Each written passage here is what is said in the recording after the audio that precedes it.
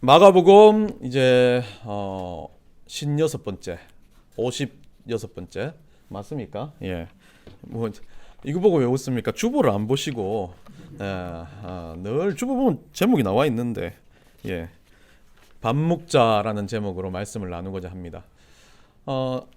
참 단순한 말인데 이 밥 먹자란 말은 한국 사람에게는 상당히 의미가 있는 말인 것 같습니다. 뭐 수없이 많은 밥을 먹고 수없이 많은 대화를 나누며 살아가는 우리들이 밥을 먹는다는 의미가 어떤 의미가 있는지, 또 그 밥에 대한 의미가 우리 예수님이 보여주신 오늘 최후의 만찬이라고 하는 이 장면에서 어떤 의미가 있는지를 한번 나눠보고자 합니다. 우리 레오나르도 다빈치가 그린 그림 최후의 만찬, 여러분들 다 기억하십니까? 그 그림을 보고 저는 불만이 있습니다. 진짜 저렇게 쭉 일렬로 앉아서 먹었을까?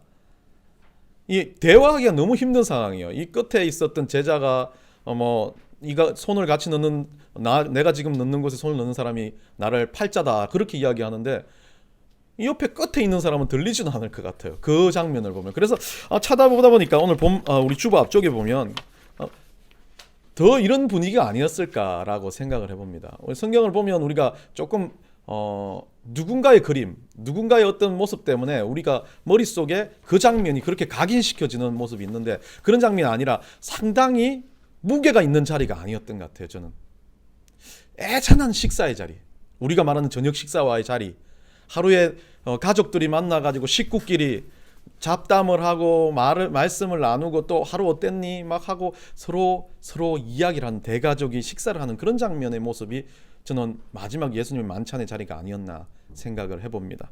물론 유월절이라는 의미, 어떤 그 자기들이 하는 의식적인 행동도 있었겠지만, 저는 이 마지막 저녁이 예수님이 딱딱하게 무언가를 그들에게 주입 교육시키기 위한 자리가 아니라는 걸 생각해 봅니다. 그래서 한국 사람 정서가 똑같아요.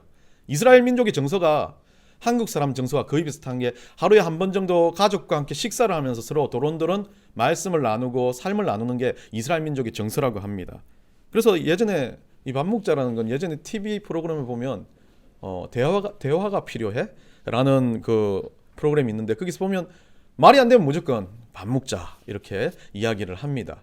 결국 우리 경상도나 한국 사람들 같은 경우는 이 TV 개그 프로에서 하는 말이 그거죠. 조금 식사를 하면서 식구끼리 가족끼리 도론도론 이야기하고 좋은 것들을 나눌 수 있는 그런 대화들이 있어야 되지 않겠나라는 의미를 상징해 주는 것 같습니다. 우리나라 사람들 보면 밥이 중요하다는 걸 대화를 통해서 보면 알 수가 있습니다. 꼭 우리는 고마울 때 하는 말이 밥 한번 먹자.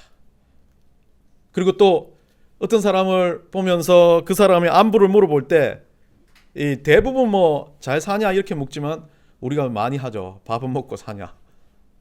그리고 또 여러분들 혼낼 때도 뭐라고 말합니까? 너 오늘 국물도 없다. 예. 그리고 아플 때 우리 뭐 밥 챙겨 먹기, 아자 뭐 이런 거. 그리고 인사말 할 때 밥 먹었습니까? 재수 없을 때 진짜 밥맛이다. 한심할 때 그래서 밥은 벌어 먹겠어? 라고 합니다. 사람한테 밥 먹기 싫어도 사람 짜증나도 저 밥탱이 같은 녀석. 그리고 뭐 어떤 일 할 때 사람들이 대묻습니다. 그게 밥 먹여주냐? 밥은 뭐 할 때 사람이 막 고민하고 갈등하고 좀 약간 짜증나는 투의 친구한테 말할 때 밥만 잘 먹더만. 뭐 하여튼 모든 대화 중에 밥입니다. 그래, 밥심이 중요하다라고 한국 사람은 이야기를 합니다. 이스라엘 민족 똑같은 이 밥을 중요성을 가지고 살았던 사람인 것 같습니다. 그러다 보니까 한국 사람들이 아침과 점심을 뛰어넘기도 하고 아침 점심보다 저녁을 중요하게 여기는 겁니다. 하루를 마감하면서 같은 식탁 안에 앉아서 식구끼리 서로 도론도론 하루를 마무리하는 것으로 이 저녁 식사를 상당히 중요하게 생각하는 것 같습니다. 그래서 우리는 보통 가족이라는 의미란 말보다 식구라는 단어를 잘 씁니다. 식구라는 단어는 서로 어떻게 해요? 먹을 식자에다가 입구자, 같이 먹는 사람들에 대한 이야기를 하는 겁니다. 오늘 교회나 모든 다른 공동체들이 저는 뭐 여러 가지 공동체 그리고 거기에 뭐 멤버 이렇게 이야기하는 것보다 그들이 같이 밥을 먹고 같이 동행한다면 저는 식구라는 단어를 써도 좋지 않겠나라고 생각을 해봅니다. 그래서 우리도 꼭 점심 식사를 같이 하려고. 이게 코로나 때문에 힘든데도 우리는 모여서 점심 식사 한 끼 정도는 같이 하려고. 왜냐하면 다른 교회처럼 막 여러 가지 일들이 많지 않기 때문에 식사라도 한번 같이 하자라는 의미에서 식사를 좀 챙기는데 참 부족하지만 언제나 같이 먹으면서 대화하고 한 주를 마무리하고 또 한 주를 시작하는 그런 모습들이 너무 감사한 것 같습니다. 여러분이 신앙으로 자라갈 때 어찌 보면 이 예수님이 보여주신 마지막 만찬이 중요한 의미로 되새김을 해야 될 그런 말씀인 것이 오늘 그 말씀을 좀 나누려고 합니다. 그 전에 이제 밥의 힘이 얼마나 큰지를 저희가 깨달았던 게 목회를 하면 사역을 하면서 밥의 힘이 너무 크다는 걸 깨달았는데 이 밥의 힘을 위해서 사역을 할 때 우리 와이프는 죽도록 고생을 했고 저는 나가서 죽도록 먹었던 기억이 납니다. 근데 이 밥을 먹는다는 게 가장 큰 힘을 가진다는 것을 제가 청년 사역을 할 때 깨달았습니다. 이 강북에 있는 성덕중앙교회라는 교회에서 사역을 했었는데 이 서울 강북의 지역의 교회였고 상당히 보수적인 교회였습니다. 그러다 보니까 이 교회에서 이 목사님이 상당히 진보적인 예배를 하는 목사님. 저녁 예배 때 막 드라마를 하고 스킷도 하고 저녁 예배 때 막 유명한 일렉 치는 사람이 와가지고 막 예배 중간에 막 일렉을 솔로를 하고 막 그래요. 뭐 그리고 나와가지고 뭐 목사님이 설교를 하실 때 역사를 가지고 설교도 하시고 그리고 거기에서 뭐 뮤지컬도 만들고 거기에 있었던 분들이 막 서울 예전에 교수도 있고 막 엄청 대단한 사람들이 모여서 예배를 그렇게 하다 보니까 이 기존의 교회다 보니까 장로님들은 보수적이다. 이게 아니다. 목사님은 좀 진보적이다. 하다 보니까 조금 분쟁이 일어났고 그러다가 교회가 찢어져 버렸습니다. 찢어질 때 저는 어쩔 수 없이 전도사라 목사님 쪽으로 따라가게 됐는데 이 목사님 쪽으로 가서 보니까 이 청년들은 너무 친했던 거예요. 어릴 때부터 자라온 교회이기 때문에. 그러니까 장로님 측과 남는 교회 청년들과 나온 청년들이 다 힘을 잃어버렸어요. 그래서 거의 뭐 반도 안 되는 친구들이 나왔는데 이 친구들이 하는 말이 그래요. 예배도 드리기 싫다. 교회도 다니기 싫다. 내가 왜 여기 있어야 되는지 모르겠다. 다 안수 집사님, 목사님 아들 다 그런데 그렇게 말합니다. 이 사역으로 간지 전도사로 간지 한 3주 만에 그렇게 되니까 저는 이거 뭐 처음 설교할 때부터 이게 홍이 갈라져 있어. 이쪽은 목사님 파, 이쪽은 장로님 파. 그래서 이거 좀 눈치가 제가 없지 않습니까? 막 지금의 한 3배는 막 오버를 하면서 막 아자 죽자 막 이렇게 설교를 하고 났는데 애들이 눈이 개슴츠레하게 저를 쳐다보면서 저 사람 쇼하러 왔나 이런 느낌처럼 보이는 거예요. 그래서 알고 보니까 찢어지는 교회에서 제가 그렇게 설교를 한 겁니다. 아랑곳 없이 2주를 또 그렇게 설교를 했습니다. 그리고 결국 찢어져서 나오는데 힘을 잃은 20대 명의 친구들과 나왔습니다. 아무리 뭐 제자 훈련을 하자 예배를 제대로 드리자 해도 애들은 좀비처럼 신앙생활. 부모님이 가라니까 와가지고 그냥 앉아 있다가 이 눈도 좀비의 눈. 시선은 저하고 절대 마주치지 않습니다. 마주치면 뭔가 당할 것 같은 그런 시선으로 고개 숙이거나 눈가를 돌리거나 눈을 굴리거나 그렇게 예배를 드리고 가는데 가다가 얘들이 나갈 때도 들어올 땐 좀비인데 나갈 때는 완전 번개맨처럼 나가는 거예요. 왜? 제가 잡을까봐. 뭘 하자고 할까봐. 그렇게 했던 아이들한테 제가 한 게 아무것도 없었습니다. 그러니까 너무 답답하니까 뭐라도 해야 되겠다라고 생각해서 아이들을 한 명 한 명 만나서 학교를 찾아가서 만났고 한 명 한 명 만나서 제가 먹는 걸 좋아하니까 너희 학교 맛집은 어디냐? 예, 뭐 학교 학식입니다. 가서 먹자. 해가지고 한 6개월 정도를 계속 아이들과 먹으러 다녔던. 같이 노래방도 가고 먹으러도 가고 그렇게 먹으러 다니다가 어느 날 저녁에 이제 제가 금요일 날 오후에 와가지고 금요일 저녁, 토요일 아점 그리고 토요일 저녁까지 아이들과 먹고 주일은 교회에서 먹고 그렇게 또 다시 신대원으로 들어갔던 일들을 한 6개월간 반복하고 나니까 그 중에 이제 나이 많은 여자 아이 하나가 걔가 서울에 있는 여대를 다녔었어요. 그래서 저는 여대가 궁금해서 찾아갔죠. 여대 앞은 너무 좋더라고요. 다들 보니까 가니까 막 너무 예쁘고 블링블링한데 거기에 이제 밥을 먹고 가만히 이제 이야기를 하다가 그냥 아무렇지 않게 이야기를 하고 있는데 얘가 눈물을 뚝뚝 흘리는 거예요. 갑자기. 그러면서 막 자기가 힘들었던 거. 걔가 어떤 애냐면 장로님 팀과 찢어질 때 장로님 아들이 자기하고 이제 약혼을 한 상태였어요. 그래 여기는 목사님 따라 나온다고 약혼이 파혼이 돼버린 거예요. 얼마나 교회 가기 싫겠습니까? 자기 인생에 좋아했던 사람과 헤어진다는. 그러니까 이게 처음에는 헤어진다 그러지 않았는데 서로 간에 부모들이 싸움이니까 싸움 가운데 자기들도 싸움이 돼버린 거죠. 그래갖고 헤어져 버렸는데 막 눈물을 글썽이더라고요. 그러면서 자기 이야기를 하죠. 밥을 먹으면서. 밥 먹으면서 운다는 건 전 처음 봤어요. 또 뭐 그렇게 하고 커피 마시고 또 그렇게 한 몇 개월이 지나니까 하나 둘 아이들이 저한테 마음을 열기 시작한. 그래서 기억나는 아이 중에 하나가 있는데 지금은 그 뭐 의자 만드는 회사, 제가 소개했던 그 회사의 그 친구인데 이 친구가 저한테 와가지고 그렇게 말합니다. 전사님, 교회 정말 가기 싫은데 밥 사주는 전사님 때문에 밥값하러 가야 되겠다고. 그래가지고 한둘 나오기 시작하고 청년들이 모여지는 걸 보게 됐습니다. 말씀도 전하지 않았고 걔들하고 같이 뭐 하나님에 대해서 막 토론하고 나누지도 않았습니다. 그냥 제가 먹고 싶어서 맛집을 갔는데 그 아이들이 밥 먹으면서 자기 삶을 이야기하고 그 밥 속에서 자기들이 힘을 얻기 시작했다는 걸 제가 깨달으면서 미국 가서도 이걸 반복했는데 정말 우리 와이프한테는 너무 미안하죠. 집에 안 들어가고 날마다 밥 먹으러 다녔으니까. 그런 일들을 하면서 제 사역에 그게 하나의 패턴이 되어버렸는데 아예 지금은 들어앉아 있는 사역으로 바뀌어버린 것 같아요. 한국 어른들 사역을 시작하면서는 이 코로나도 생기고 나가서 밥 먹는 사역이 안 되는 것 같아요. 코로나가 풀리면 저하고 같이 밥 먹읍시다. 여하튼 오늘 본문의 제자들을 보면 째리 보지 마세요. 죄송해요. 오늘 본문의 제자들을 보면 이 예수님과의 식사를 준비하는 과정부터 시작됩니다. 앞쪽에 읽진 않았지만 우리가 앞쪽에 보면 예수님 뭐라고 그러냐면 6월절에 식사를 제자들한테 준비를 시켜놓고 함께 밥 먹자라고 예수님이 그렇게 말씀하십니다. 결국은 6월절이라는 건 이스라엘 민족의 참 중요한 명절 중에 하나인데요. 많은 신학자들이나 사람들은 6월절의 식사를 가지고 많은 의미를 이야기합니다. 여러분들 아시죠? 이스라엘 민족들이 출애굽할 때 그 마지막 그 장자를 죽였던 그 사건을 기리기 위해서 출애굽한 사건을 기리기 위해서 이 6월절을 지냅니다. 6월절에는 이제 이스라엘 민족들이 세 가지 중요한 음식을 먹습니다. 첫 번째는 마짜라는 것인데 이 마짜는 무교병. 그러니까 이스터 부풀리는 그 효모를 넣지 않고 구운 빵을 말합니다. 요즘 우리로 봐서는 난과 비슷한 빵입니다. 그리고 두 번째는 쓴 나물을 먹습니다. 이스라엘 민족이 뭔 쓴 나물을 먹냐? 그게 나물이 나냐? 우리나라처럼 뭐 쓴박이나 뭐 저기에 있는 뭐 비름나물 같은 게 있냐라고 생각하는데 그런 나물은 아닌 것 같아요. 야채 종류와 함께 같이 있었던 것 같은데 요즘 과거에는 뭔지는 정확하게 모르겠지만 요즘의 이스라엘 민족들은 저도 놀랐는데요. 그래서 이 6월절 지낼 때 상추를 준답니다. 상추가 쓴맛이 나는지 모르겠어요. 상추를 상에 내놓는데요. 어쨌든 쓴맛이 나는 음식을 먹는 거죠.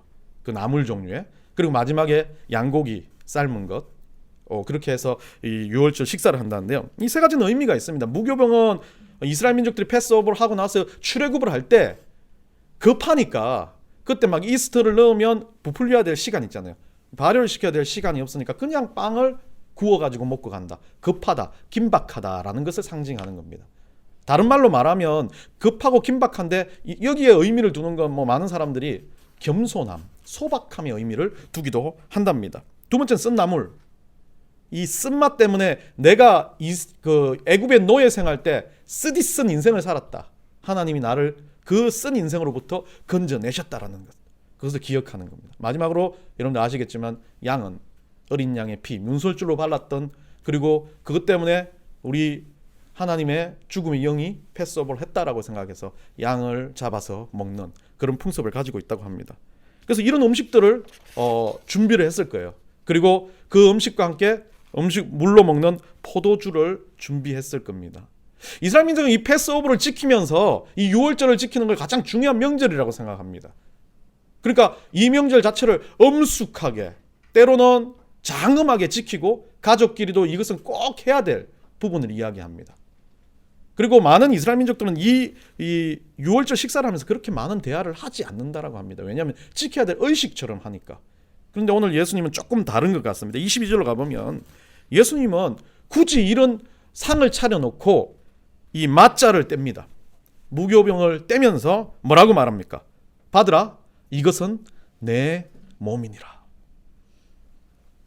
너무 엄숙한 분위기 같아요. 예수님이 찢으면서. 근데 많은 분들이 성찬식을 하고 하면 막 엄숙하게 막 예수님 몸, 예수님 피 그러고 울기도 하고 막 한데, 맞아요. 그런 부분이 맞는데 예수님 이 식사는 저는 다른 관점으로 바라봅니다. 예수님이 지금 마지막 식사를 하는 거지만 따뜻한 그런 분위기에서 제자들과 모여서 안락하게 식사를 하는 장면인데, 예수님이 이 맞자를 째면서 하는 말이 받으라 이것은 내 몸이니라 라고 말합니다. 여러분들, 이 말은 쉽게 말하면 사람들을 모아놓고 음식을 떼어주는 장면인데, 여러분들 그거 아시죠? 일종의 이 장면은 막 하나님, 예수님이 막 그 축복해가지고 막 하늘을 두고 축복하면서 막 그 오병이어의 사건을 만드는 것처럼 축사하는 게 아닙니다. 축복을 했다라고 이야기하지만 축복하면서 떼어서 어떻게 해요?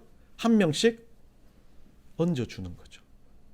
제가 어릴 때 우리 정조 할머니가 집안이 대빵이었습니다. 한 15명 정도가 식사를 해요. 상에. 이 제자들하고 거의 비슷해요. 제자들 먹는 수준만큼 상이 컸습니다. 이 2개 정도 넣고 이 서열대로 정조 할머니, 할아버지, 할머니, 그리고 막 좀 약간 그 경어로 쓰면 왜 그때는 그러냐, 새자른이라 그랬어요. 새가 자르다는 게 무슨 말인지 모르는데, 새자른 여자들, 우리 누나들 맨 끝쪽 그렇게 갔습니다. 그럼 저는 어떻게 해요? 저도 원래 서열상은 아이고 먼 끝쪽에 가야 되는데, 저는 언제나 정조 할머니가 이리 오너라 해가지고 옆자리 메인상에 앉아 있습니다. 아무도 정조 할머니가 젓가락을 들기 전에 식사를 안 합니다. 그날 고등어 반찬이 나왔다? 정조 할머니 고등어 반찬을 찝어가지고 가져가야 식사를 시작합니다. 그런데 정조 할머니는 고등어 반찬을 찢어가지고 제 밥그릇에 올려주면서 아이고 우리 강세희 많이 먹으라 이래야 식사가 시작되는 겁니다. 그럼 저는 그걸 받아들고 우리 누나들의 그 아주 도끼 어린 눈빛과 함께 그것을 맛있게 먹는 게 제 역할이었습니다. 그런데 나이가 지나고 보니까 이게 이제 저는 너무 강렬하게 그런 거지만 이게 예수님의 마음이라는 겁니다. 제자들 하나하나한테 떡을 떼어주면서 그렇게 말한 거. 내 제자, 내 새끼 베드로야, 이거 먹고 건강해야 돼. 이거 먹고 잘 살아야 돼. 예수님 그래서 지금 그 떡을 떼는 모습입니다. 떼어서 축복하시면서 건강해라. 떼어서 주면서 너 이제 제자가 될 거고, 내가 이제 내가 하늘로 올라가면 너 순교 당할 텐데 그때까지 믿음을 지켜라. 넌 믿음으로 성장해라라고 예수님은 지금 떼어주면서 하나하나 제자들에게 그 작업을 하고 있는 겁니다. 어쩌면 잘못된 생각인지 모르겠지만 우리 정조 할머니가 저한테 떼어줄 때 저를 상징으로 하신 거예요. 모두 다 건강하라고. 모두 다 이거 내가 얘한테 반찬 주는 것처럼 너희들도 똑같이 건강하라고. 얘는 대표 장손이니까 그렇게 하겠다라고 생각했는지 모릅니다. 저의 착각인지 모르겠지만 예수의 마음은 거기 있었던 거예요. 한 명 한 명 제자들한테 떡을 떼어주면서 누구야? 베드로야, 요한아, 네가 이 떡 먹고 건강해야 돼. 이 떡 먹고 열심히 살아야 돼. 이 떡은, 이 몸이라는 단어는 소마라는 단어를 씁니다. 이 몸통이라는 단어를 쓰기도 하고, 다른 말로는 전체, 전인격적인 걸 이야기합니다. 쉽게 말하면 이거죠. 예수님이 이거 떼어주시면서 제자들에게 이거는 내 몸과 같다. 이걸 먹으면 나와 같아지는 거다. 나처럼 살아가고 나를 닮으면서 살아가는 것이 그만큼 너희들한테 건강한 거고 잘 사는 방법이다라는 걸 알려주고 계시는 거죠. 그래서 예수님 그래요. 떼어주면서 이건 내 몸이다라고. 누가복음 22장에 가서 뭐라고 합니까? 거기에서는 더 추가합니다. 이건 내 몸이니 이것을 앞으로 너희들이 기념하라. 떼어주면서 말하는 거예요. 예수님이 기념하라는 의미는 나처럼 살아갔으면 좋겠다. 믿음 가지고 살아갔으면 좋겠다. 성령 안에서 버티면서 살아갔으면 좋겠다라고 이야기하는 겁니다. 너희가 내 몸을 먹는다, 내 피를 마신다는 의미를 예수님은 다시 이야기를 하시는 거죠. 우리는 좀 고민하고 생각할 때 이 장면을 너무 장엄하고 대단하게 보면 어쩌면 그냥 그거는 의식에 불과한 겁니다. 근데 예수님 마음에 집중해야 된다는 거죠. 얘들과 함께, 제자들과 함께 먹을 수 있는 마지막 식사에 예수님이 해주고 싶은 말은 너는 그리스도인이다. 너는 하나님의 백성이다. 너는 제자다. 내가 주는 이 떡을 먹고 정말 뜨겁게 열정적으로 살았으면 좋겠다. 건강했으면 좋겠다. 은혜가 충만했으면 좋겠다는 예수님의 애잔한 마음이 담겨있는 그런 모습입니다. 많이 먹어라. 그리고 기억했으면 좋겠다. 많이 먹어라. 그리고 너희들이 십자가에 거꾸로 달리든지 순교를 당하는 그 순간에도 믿음을 잃지 않았으면 좋겠다라는 예수님의 마음이 담겨있는 뜻입니다. 여러분, 예수님은 그렇게 하나하나 제자들을 바라보면서 뭐라고 생각했겠습니까? 뭐 성경 기록에는 더 이상 기록이 되어 있지 않겠지만 많은 말들을 했을 겁니다. 그리고 또 말을 하지 않았더라도 예수님의 마음은 예수님의 눈빛과 예수님의 손짓과 예수님의 모습에서 그 식탁의 자리에서 다 우러났을 거라고 봅니다. 두 번째 가서는 예수님 뭐라고 그럽니까? 예수님 이제 24절에 가서 이제 잔을 들었습니다. 처음은 떡을 들어가지고 축사, 이거를 축복하셨다라고 이야기했어요. 떡을 들어가지고 이 떡을 먹는 사람은 축복을 받는 겁니다. 결국 우리 할머니가 했던 것처럼 아이고 이 내강세입 이거 먹고 건강해라는 그런 의미의 예수님이 축복의 의미를 뒀고, 이번에는 잔을 들어서 뭘 했습니까? 감사 기도를 한답니다. 너무 생뚱맞은 거죠. 식사의 자리에서 예수님이 처음에는 축복을 하더만 이제는 막 감사하다 그래요. 감사의 기도를 하시면서 간단하게 감사의 기도를 하시면서 뭐라 그럽니까? 예수님은 24절에서요. 이것은 많은 사람을 위하여 흘리는 나의 피니라. 6월절 식사의 자리에서 막 모여가지고 아웅다웅 식사를 하는 그 자리에서 예수님은 마지막 저녁의 자리에서 애잔하게 처음에 떡을 떼고 난 다음에 그 다음에 포도주를 따라 주시면서 예수님이 아주 생뚱맞은 말을 합니다. 이건 내 피야. 그것도 웃긴 게 앞쪽에 내 피라고 말하는 완전히 극상반되는 감사의 기도를 했어요. 어떤 기도인지 모르겠지만 감사했습니다. 그러고 난 다음에 이걸 내 피라고 말합니다. 여러분 한번 상상해 보십시오. 제가 우리 아들한테 막 식사 자리에서 감사합니다. 이 축복해 주시고 할렐루야 오늘 살게 하신 감사합니다. 연무고 이거 내 피야.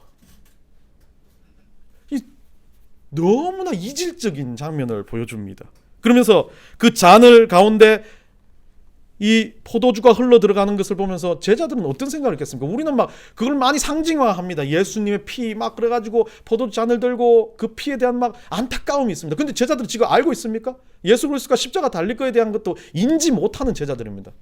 아무것도 생각이 없는 제자들 앞에 예수님은 포도주를 따라주시면서 이걸 피라고 말합니다. 제자들 생각은 어떤지 모르겠습니다.